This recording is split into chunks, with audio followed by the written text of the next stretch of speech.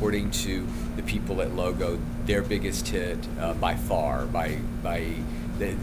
The marketing team told me that it was just off the chart for them compared to their other programming. What I brought to them was a show that already had a franchise. There were lots of fans of Sordid Lives already, and I brought stars. And Logo had not had stars on their network until Sordid Lives. So we all did it for passion. We made very little money, but we had control. We've all fallen in love with the characters, and it was not hard to. We did the tour and the revival of Sordid Lives after the success of the movie, and I got most of the cast back. I didn't get Bonnie and some of those back that actually came back to the Bonnie Bedelia, who came back to the series. But Beau Bridges wanted to do the series, was not available. He had a project at Lifetime and contractually could not do it.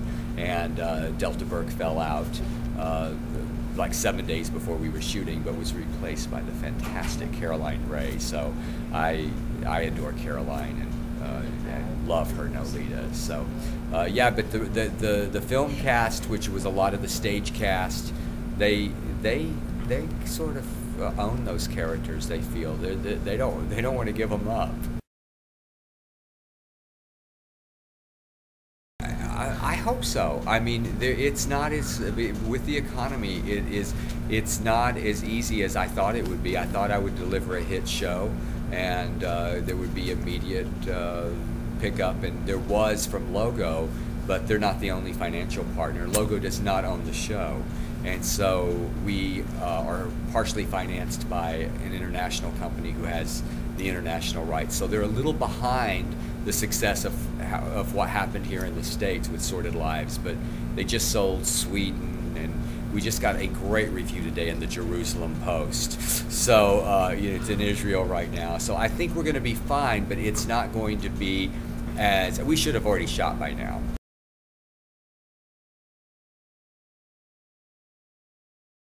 Now I feel really well repped, and that came out of Sordid Lives. People do want to, there are people who want my next show. So I've got a couple of things in development. I've got a movie that it feels like it's just about to happen.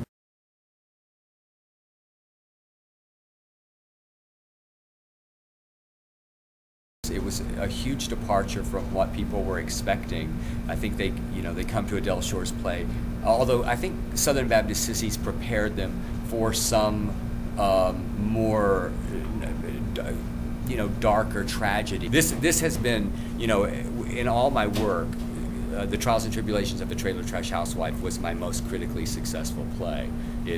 Beth Grant won every Best Actress award in Los Angeles. So seeing the play last night and this production is, I have to say that Cheryl, who directed this play, it's the best that I've had in my career since early career, since Sherry Landrum, who directed Daddy's Dying, Who's Got the Will. I just took over directing in Los Angeles. I said nobody can do it as good as I can. Maybe ego, maybe stupidity, I don't know. But a lot of control issues here.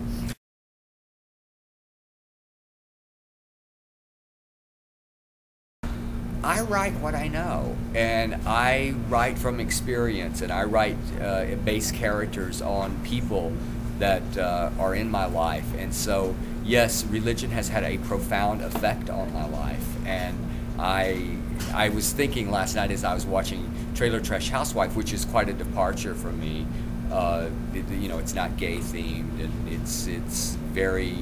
it's a lot darker than my plays, but there is religion in it, and I feel like a lot of people in my life and in these areas are affected by religion, and not always negatively. It's not. I don't try to bash religion. I try to tell the truth.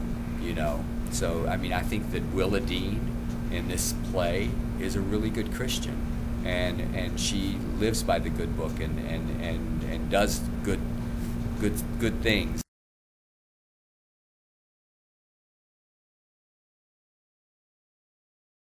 Well, I started questioning it, and there's a character in in the play. This is what made me think of. I started questioning religion when I moved to Los Angeles, and my first real questioning came out of working with a lot of older Jewish people.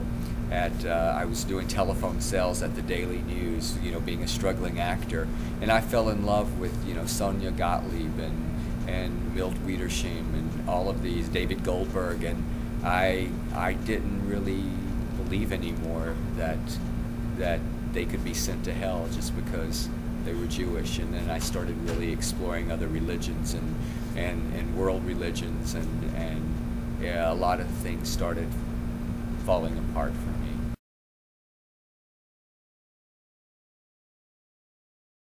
I think my favorite line of my place is going to surprise you is not one of the funny ones. I think it's in Southern Baptist Sissies when Mark closes his eyes and he says, "Sometimes I close my eyes and create a perfect world, a world of love and acceptance." And that for me, that theme is what I long for, especially after Prop 8.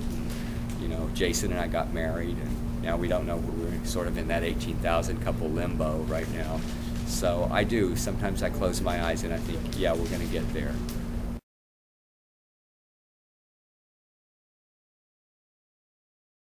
Well, it's always fun to imitate Leslie Jordan, and this is not from a play. This is actually from the TV series. Dumbass don't even know how to spell the word pussy. I love that. That has been the most famous line out of the series. Out of the movie, it was like, "Can you see my pussy now?"